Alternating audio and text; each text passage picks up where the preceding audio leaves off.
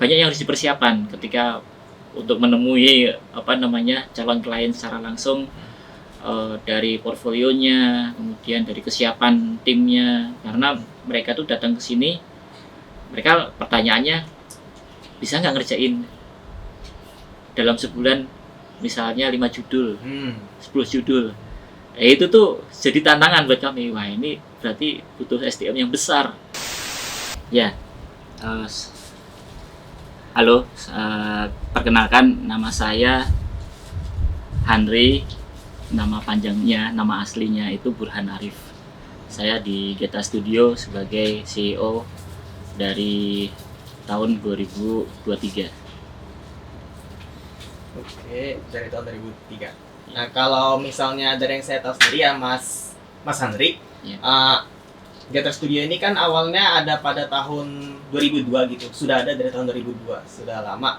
Papillon Studio namanya. Dan awalnya dulu namanya masih Papillon Studio gitu. Nah, kalau misalnya Mas Henry sendiri ini ikut dari pas tahun berapa? 2002 atau pas tahun 2000 berapa tadi itu ikutnya? Iya. Kalau saya sendiri secara pribadi itu masuk di Papillon Studio itu di sekitar tahun 2003-2004. Oh, oke. Nah, kalau misalnya waktu saya juga baca itu, waktu masih Papillon Studio itu ada salah satu one shot atau project komik yang awal yang bisa dibilang cukup sukses awalnya tuh. Nama komiknya itu Boneka Kematian, diterbitkan sama PT Alex Media Komputindo. Jadi waktu Papillon Studio itu menggarap proyek Boneka Kematian itu, Mas Henry udah ikut Getter atau belum waktu itu? Belum. Getter belum ada dulu. Namanya dulu Papillon Studio. Nah, ya. Dulu namanya Papillon Studio, dan itu memang sebetulnya proyek pertamanya teman-teman Papillon Studio yang lama ya. Yang terus ketika diajukan proposalnya ke Alex Media, kemudian diterimalah konsep cerita komiknya itu. Dan dari situ kemudian sebetulnya yang membuat yang tadinya namanya bukan Papillon Studio menjadi Papillon Studio itu karena satu buku itu. Boneka Kematian tadi? Iya. Ngomong-ngomong soal Papillon Studio sendiri sama Getter Studio, ini asal-usul dari dua nama ini boleh tahu nggak diceritakan? Kenapa Papillon Studio gitu? Iya, kalau Papillon Studio sebetulnya yang founder yang lama yang yang memberikan nama. Yang sebelumnya itu Papillon Studio pun nama ini berasal dari studio yang sebelumnya, nama komunitas sebelumnya. Sebelumnya nama komunitasnya Caterpillar. Ada 5 orang yang kemudian saya namanya lupa. Oke. Karena bukan termasuk di situ. Terus kemudian ketika membuat proposal komik untuk diajukan ke Alex Media, di sana mulai ditanyakan mau pakai nama apa gitu. Nah, kemudian dicanangkanlah dari Caterpillar, itu kan kalau diterjemahkan namanya ulat ya. Ulat yang apa ya, kalau bicara tentang ulat terus setelah itu apa gitu. Jadi lebih ke evolusi apa nih. Jadi seperti kita melihatnya itu dari sisi perubahan yang positif. Ya, ulat menjadi kupu-kupu. Kupu-kupu apa nih mau dipakai? Apa butterfly atau papillon atau kan banyak tuh nama-nama. Nah, yang kemudian tercetuslah nama Papillon Studio itu.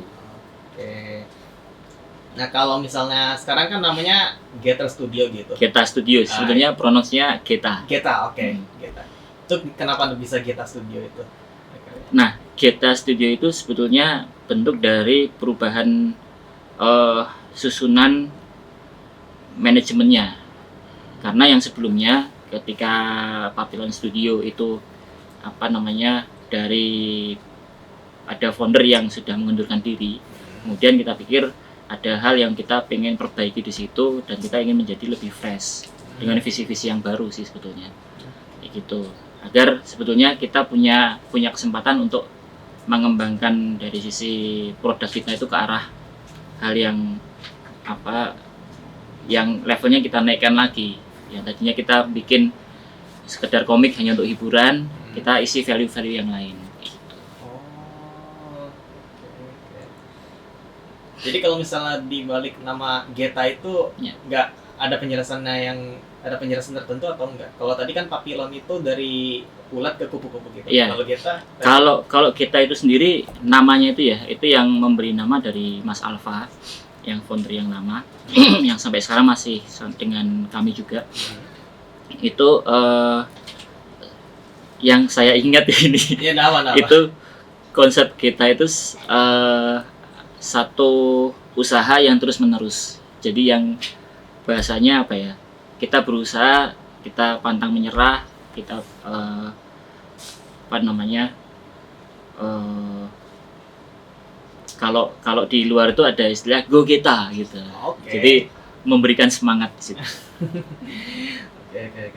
Nah, nih dari hasil saya baca-baca sendiri juga kan Iya. waktu nasi Papilon Studio ini. Iya. Ini menarik ya, dan ternyata waktu saya tadi sempat ngobrol sama Mbak Rizka sama Mas Taufik itu juga, ini masih sama juga. Ternyata kebanyakan pembaca dari Papilon sampai sekarang Geta ini, kebanyakan dari luar negeri, Mas. Itu kok bisa kira-kira, kenapa bisa kalau menurut Mas sendiri? Iya, dari awal ya sebetulnya ketika kita di apa namanya Papilon Studio sendiri, kita awalnya kan sebetulnya kita mau membuat karya sendiri di lokal ya, di dalam negeri.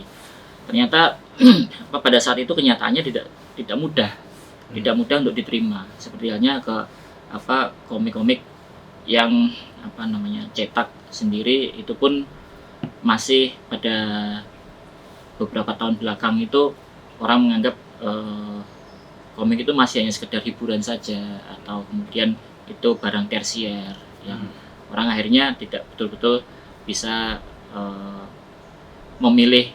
Misalnya kalau membeli buku atau beli komik ya masih orang tentu saja memilihnya yang buku itu. Nah, kemudian saya memikir sama teman-teman, kalau kita mau masuk ke industri ini ya kita harus melihat audiens kita siapa, marketnya siapa. Nah, ketika di sini pada saat itu tidak bisa diterima atau masih belum mampu untuk untuk menikmati produk kita, ya kita cari tempat di mana yang bisa menerima produk kita, kayak gitu. Nah, kita kemudian main ke beberapa studio teman-teman di Jakarta, kita ikut pameran, kemudian kita belajar dari situ. Ternyata peluangnya gede loh di luar. Kita sekarang ada internet, ada aplikasi platform yang itu menerima pekerjaan-pekerjaan secara langsung. Jadi akhirnya kami pun pelajari itu. Dan memang karena kami ini penikmat produk-produk luar ya, jadi seperti komik-komik misalnya Batman, Superman kayak gitu. Terus kalau komik Jepang ya yang sekarang kayak One Piece, Naruto, Doraemon ya. Akhirnya kebawa karya-karya kami pun tidak jauh-jauh dari cara penceritaan atau model penggambaran yang seperti itu. Nah, sedangkan untuk di Indonesia sendiri itu masih kadang untuk mendapatkan audiens yang menyukai produk-produk yang seperti yang kami buat itu tidak banyak, kayak gitu. Nah, saya rasa sih itu ya yang menyebabkan kami kemudian melihat peluang dari sisi pasar yang lebih besar, yang kemudian itu bisa dinikmati sama orang yang lebih luas. Okay. Nah, sebenarnya dari yang saya baca juga itu kan, ini Mas Alfarobi sendiri yang ngomong gitu. Katanya kalau misalnya di entah ini perizinan atau apa gitu, tapi katanya komik-komik dari Jepang itu lebih gampang beredar gitu di toko-toko buku Indonesia kayak misalnya Gramedia gitu. Tapi kalau komik lokal itu justru kesannya kayak kalah bersaing gitu sama komik-komik luar itu. Itu gimana gitu? Ada masalah sama perizinan atau gimana itu? Persoalannya bukan di perizinan sebetulnya. Persoalannya lebih ke ke bisnis. Jadi ketika produk yang dari terjemahan ya, produk-produk yang terjemahan, komik-komik terjemahan dari luar masuk ke Indonesia, itu jauh lebih mudah diterima dan lebih mudah laku karena di negaranya udah laku. Dan mungkin orang-orang Indonesia juga udah mengenal dulu produk yang dari sana. Hanya saja mereka misalnya oh ini bahasanya Jepang nih gitu, mungkin kesulitan harus belajar dulu kan. Nah ketika udah jadi produk terjemahan mereka tinggal beli aja tuh. Nah di sisi lain teman-teman dari apa namanya dari Indonesia sendiri ketika kita membuat produk ya kita tentu saja kita pasti terinspirasi sama lingkungan kita dong ya. Kadang ada beberapa komik yang dia terbawa dengan kebudayaan lokal kayak gitu. Yang nah itu tidak bisa disandingkan produknya dengan produk luar. Harusnya memang dipisah. Karena ketika itu disamakan kita harus berkompetisi dengan produk terjemahan. Ya itu nggak fair sih sebetulnya. Jadi seharusnya ya produk lokal dengan produk lokal yang lain. Produk luar ya udah cukup itu ini memang produk yang untuk komoditas penerbitan untuk terjemahan kayak gitu. Memang beda pasarnya gitu atau gimana? Sebetulnya pasarnya sama-sama anak remaja, sama-sama orang Indonesia. Hanya saja ketika ini produk produk lokal dengan produk luar itu harus disandingkan dari sisi yang satu dia memiliki lebih terkenal misalnya ya. Ya mungkin sama-sama bisa terkenal ya, ini bisa terkenal juga. Tapi tentu saja secara emosinya orang akan memilih produk luar. Sebetulnya gitu. Meskipun tapi kenyataannya ada juga yang bisa kayak gitu, bisa bisa laku juga tuh. Pertanyaan lagi, berapa banyak yang bisa laku seperti itu? Misalnya ada contoh nih, ada fakta. Mungkin ada orang mengatakan ini produk A, B, C ini laku nih, nyatanya bisa terkenal, bisa menembus pasar Indonesia nasional sampai bahkan internasional. Emang ada berapa banyak sih yang kayak gitu? Perbandingannya sama negara produk dari luar ke dalam Indonesia berapa banyak? Tetap aja nggak bisa dibandingin sebetulnya. Kayak gitu. Nah, kemudian baru masuk ke dari sisi regulasi, aturan. Baru dari sisi aturan. Kita tidak punya aturan yang dari bentuk komik sendiri ya, bahwa produk komik itu dari luar itu kemudian berapa persen yang bisa masuk ke Indonesia, dan aturan dari Indonesia kita teman-teman kreatif itu bisa mendapatkan istilahnya kemudahan dari aturan pemerintah misalnya. Itu kita belum pernah merasakan itu sampai sekarang. Jadi yang paling mungkin bisa kita dapatkan ya lebih ke misalnya pemerintah punya kegiatan tahunan pameran gitu ya, yang kadang kita diundang ke sana, kita ikut, kemudian tapi semua produk, semua hal kita persiapan, kita kerjakan sendiri secara mandiri. Nah itu yang saya rasa ada masih ada gap antara teman-teman di komunitas atau di industri kreatif dengan peraturan dari pemerintah itu sendiri.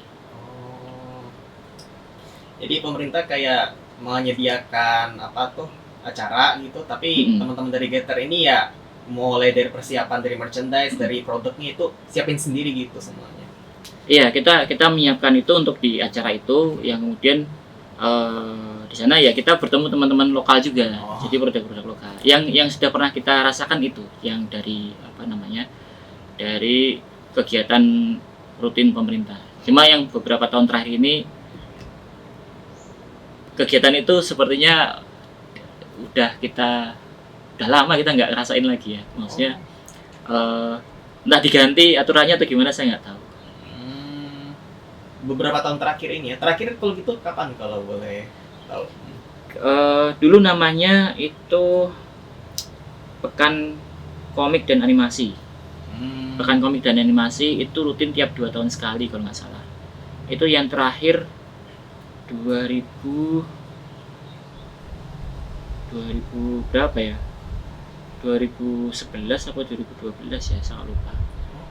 Udah lama banget itu. Itu teman-teman dari kota mana saja itu datang ke sana menunjukkan karya-karya terbaiknya mereka. Dan itu seru banget. Tapi terakhir ikut itu tahun udah lama sekali ya itu. Iya, udah lama sih. Cuma kemudian di Indonesia sendiri kan ada beberapa teman-teman akhirnya bikin kegiatan sendiri secara mandiri kan. Ada Popcorn Asia, ada ICC Indonesia Comic Con, terus yang terakhir ada Manga Fire, ada yang di Jogja itu Komik Para. Nah, beberapa kegiatan di sana kita pun juga mengikuti juga. Cuma bukan dari pemerintah kalau itu, memang dari teman-teman komunitas. Jadi kalau yang akhir-akhir ini lebih banyak ikut kegiatan itu malah yang menyediakan bukan pemerintah ya, dari sama teman-teman komikus sendiri gitu. Iya, bahkan mungkin bukan komikus yang membuat acara eventnya. Jadi memang dia penyelenggara kegiatan gitu, dan jauh lebih profesional sih saya melihatnya. Misalnya ICC itu kadang undang orang-orang dari Marvel Studio gitu, kemudian kita bisa melihat artis-artis yang real artisnya datang ke Indonesia. Ada juga yang kalau komik itu ya komikusnya siapa yang diundang kayak gitu. Itu jadi meningkatkan kita jadi penasaran gitu loh. Jadi kita kepengen datang ke sana. Oh iya, kan Mas Adi sempat cerita juga kalau tahun lalu sempat ikut acara di Jakarta yang sama Disparekraf itu. Nah itu bisa cerita nggak? Kok bisa tahu acaranya, terus akhirnya kok bisa ke Jakarta itu gimana ceritanya itu? Oh, maksudnya yang bisnis ya, yang forum. Bisnis itu, bisnis forum itu. Bisnis forum ya. Nah, kok bisa ikut itu? Iya, jadi kalau tanya kok bisa ikut, kami pada saat itu juga amazed ya. Maksudnya tuh kayak kok kita yang diundang. Gitu. Ternyata yang mengundang dari kami itu dari teman-teman aksi asosiasi komik, dan kebetulan ketuanya pun juga mengenal studio kami udah lama.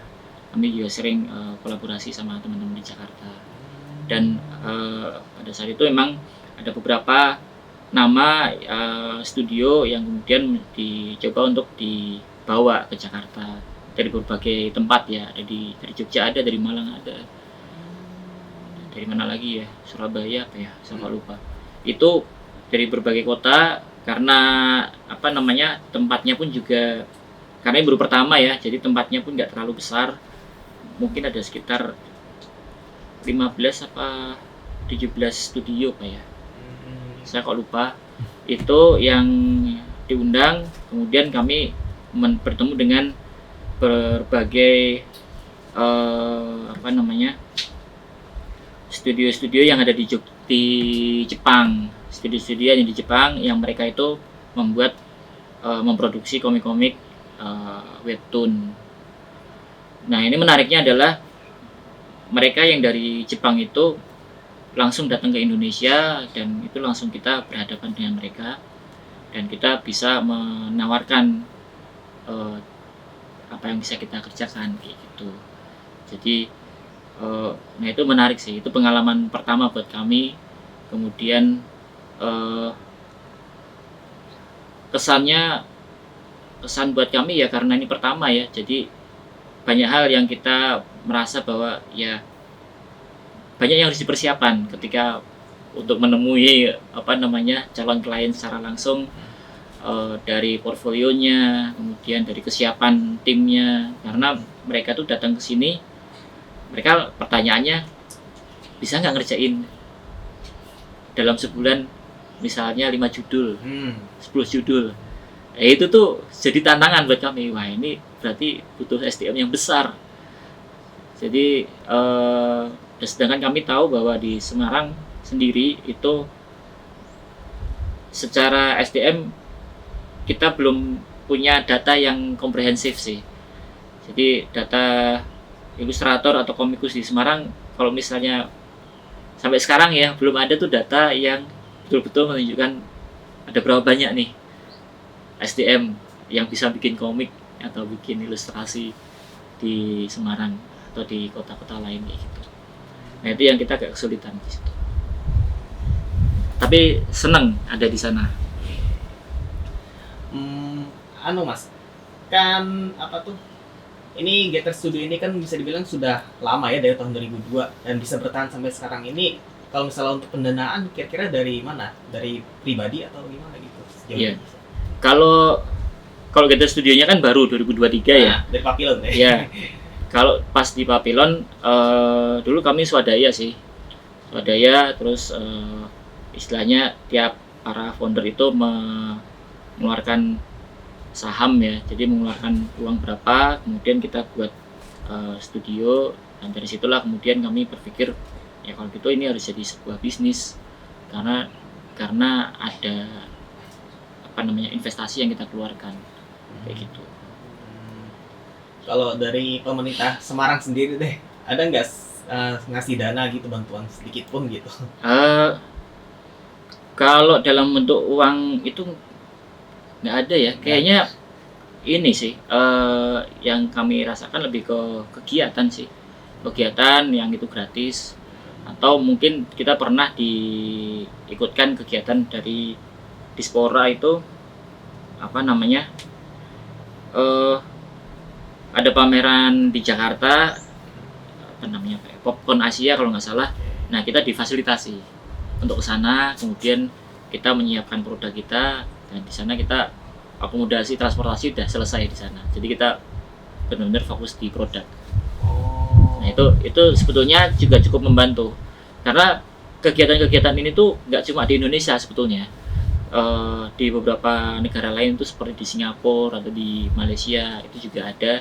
Dan kalaupun itu jadi rutin ya, seandainya itu bisa jadi rutin, itu sebetulnya udah cukup membantu buat kami. Dari transportasi dan akomodasi kan juga gede ya. Jadi kita bisa fokus meng-create produk kita meskipun mungkin nggak dalam jumlah yang besar, tapi itu menyemangati teman-teman komik terutama ketika dia bikin produk itu bisa kemana aja kayak gitu. Itu terakhir ikutnya tahun berapa itu yang Popcorn Asia tadi itu? Popcorn Asia itu tahun berapa ya? 2015 atau 16.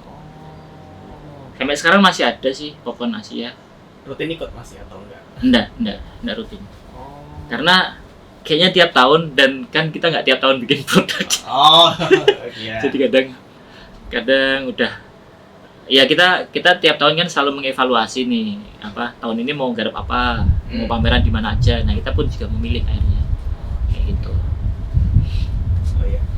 Nih saya juga sempat nanya-nanya juga nih sama tadi Mas Taufik sama Mbak Rizka itu. Kalau Gather Studio ini punya media sosial, ada yang fungsinya buat promosi juga gitu. Ada yang buat promosi kegiatan sehari-hari kayak Instagramnya Gather Studio gitu. Atau ada juga yang buat promosi portofolio juga gitu. Nah, itu ada timnya sendiri nggak yang handle sosial media gitu? Atau gimana gitu?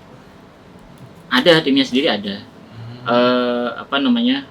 Ya kita tim yang sedikit ini pun ada yang kemudian kita melihat ini kayaknya bisa bantu di sosial media, atau ini ada yang bisa bantu di kontennya. Itu ya paling kayak gitu sih, kita berbagi berbagi pekerjaan selain pekerjaan di pembuatan komik dan ilustrasi itu.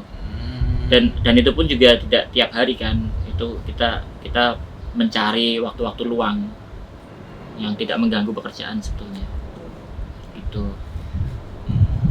Nah dari berbagai macam sosial media yang punya Gather Studio ini sendiri, kira-kira yang paling sering aktif dipakai apa deh? Soalnya tadi saya sempat ngecek DeviantArt atau apa itu penyebutannya gimana tadi? DeviantArt. DeviantArt itu juga digunakan. Terus ada Fiverr. Dari semua media sosial yang ada, yang paling sering dipakai yang mana deh gitu?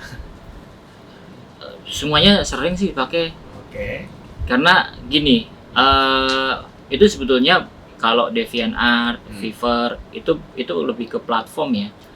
Platform yang mempertemukan pembeli dan penjual. Ada hal-hal yang kita pelajari, tiap platform itu memiliki perilakunya masing-masing. Jadi kalau Fiverr itu cara jualannya dengan cara apa, misalnya ada gigs di situ, kemudian kita menawarkannya polanya kayak gimana. Dan kalau yang DeviantArt juga pola jualannya juga berbeda juga. Nah, ya kita pelajari dan kita jalankan semua itu. Jadi yang paling gini sih, kalau ada waktu-waktu tertentu ramenya di platform A, kadang ramenya di platform B gitu. Kadang pas rame semua, ya tergantung ini sih, tergantung momentumnya. Kayak gitu. Apa tuh? Oh ya, sama tadi sempat saya dengar ada apa tuh acara podcast juga ya dari Gather Studio. Oh iya. Nah itu rutin nggak atau gimana itu? Itu nggak terlalu rutin karena itu seperti apa ya, selingan ya. Jadi teman-teman itu kan sempat gini mikir hal apa ya yang ingin kita share ke publik, ke audiens tentang apa yang kita kerjain mungkin, atau mungkin entah sama studio lain bagaimana kita apa namanya saling mengenal dengan studio-studio yang lain atau artis-artis yang lain di luar studio kita, atau mungkin ada produk-produk baru yang teman-teman perlu dipromosikan atau gimana. Jadi saling membantu mempromosikan dari artisnya atau dari produknya gitu.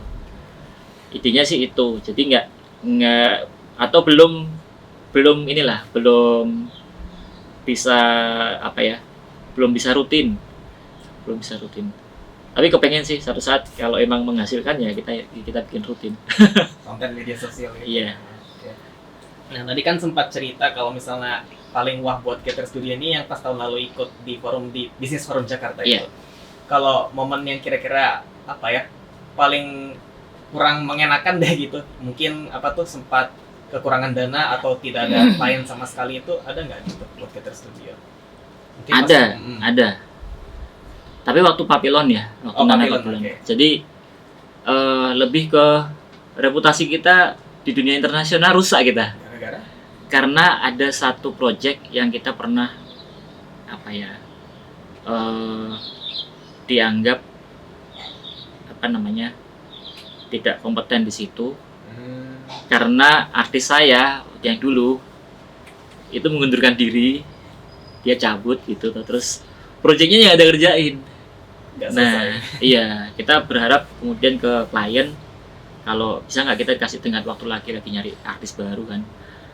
Terus kayaknya klien kehabisan kesabaran, habis itu dia buka lagi di media sosialnya untuk proyek yang sama. Nah, di situ kami kemudian ditegur sama klien.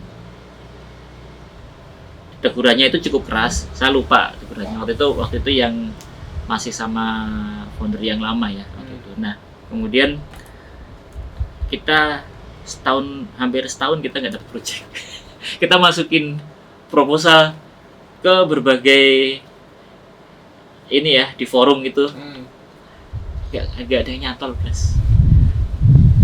Sampai ada yang ngomong dia ngerti tentang kita, reputasi kita jelek gara-gara ada orang yang bilang.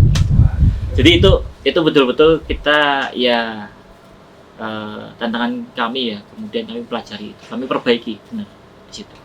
Jadi ketika ada tim yang mungkin bermasalah, problematik gitu yang kemudian dia nggak bisa selesai, kita harus segera mencari penggantinya. Oke. Nih, ini kebetulan juga berhubungan sama salah satu tren juga yang AI Ghibli itu loh. Nah, ini apa ya? Kan kebetulan wapres kita ini orangnya katanya suka AI gitu. Nah, kalau misalnya menurut Mas pribadi sebagai seorang seniman, seorang artis gitu, keberadaan AI ini ngeganggu nggak sih buat produktivitas orang-orang yang seniman seperti Mas gitu? Soalnya kan kayak minta gambar itu udah nggak usah commission lagi, tinggal minta AI bikinin gitu. Itu kira-kira terganggu nggak gitu buat produktivitas Gather Studio dengan keberadaan AI ini gitu? Secara pribadi terganggu sih. Oke, boleh cerita nggak? Tapi kalau kita melihatnya dari sisi bisnis ya, kami sudah mempelajari ini sebetulnya beberapa tahun terakhir sih. Ngomongin AI bukan hal yang baru buat kami. Dari mungkin 2-3 tahun terakhir, sebelum pandemi kami sudah mendapatkan informasi tentang akan ada satu momen atau masa yang banyak hal itu akan tergantikan. Untuk AI itu ini kan sepertinya kayak boom meledak gitu di tahun ini ya. Banyak hal yang kemudian yang tadinya masih belum sempurna sekarang udah hampir sempurna lah kita melihatnya.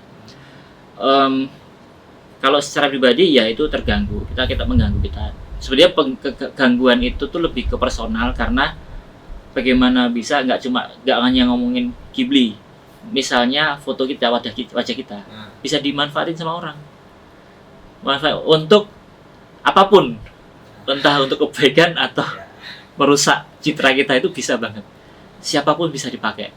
Makanya terus ada beberapa orang yang kemudian dia nggak berani posting fotonya dia karena khawatir kayak gitu ya. Nah di sisi lain ini tuh nggak bisa kita hindari, AI ini nggak akan mungkin bisa dihindari. Seperti halnya ketika ada revolusi industri yang tadinya manual ke digital.